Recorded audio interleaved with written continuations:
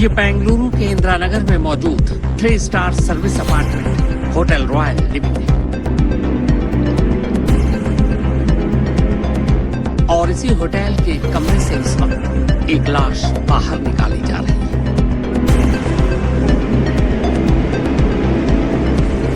ये लाश असम की रहने वाली 19 साल की एक लड़की माया गोगोई डेका की है। लाश 2 दिन से होटल के कमरे में पड़ी थी, इसीलिए खराब होने लगी थी।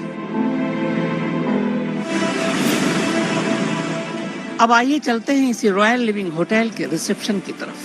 रिसेप्शन पर लगे सीसीटीवी कैमरे की ये तस्वीर 23 नवंबर दोपहर 12:31 की आता है।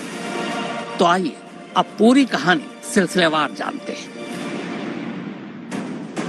माया गोगोई डेका 3 साल पहले असम से बेंगलुरु आई थी।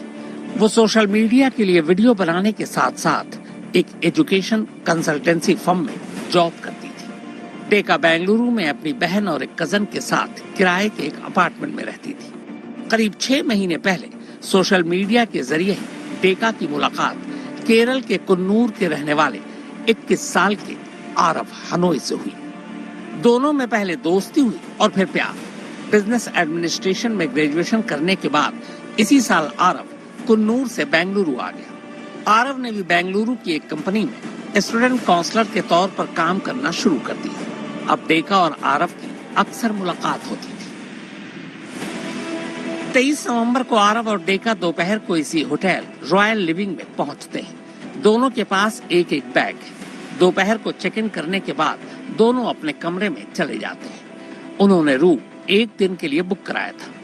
अगली सुबह यानी 24 नवंबर को जब रिसेप्शन से रूम में फोन कर पूछा गया कि कितने बजे चेकआउट करेंगे, तब आरव ने कहा कि वो 1 दिन और स्टे करेंगे।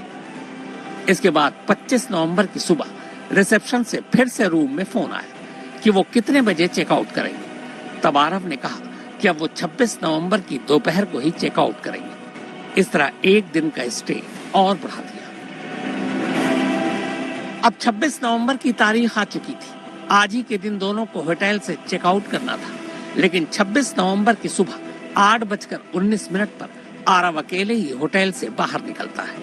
उसके पास उसका बैग भी नहीं था, लेकिन सर पर वही व्हाइट कैप अब भी मौजूद। रॉयल लिविंग ಏನಿದು ಒಂದು ಕೋ ಸ್ಟೇಯಿಂಗ್ ಪ್ಲೇಸ್ ಇದೆ, ಅಲ್ಲಿಂದ ಒಂದು ಇನ್ಫಾರ್ಮೇಶನ್ ಬಂದು ಪೊಲೀಸ್ ಸ್ಟೇಷನ್ಗೆ ಒಂದು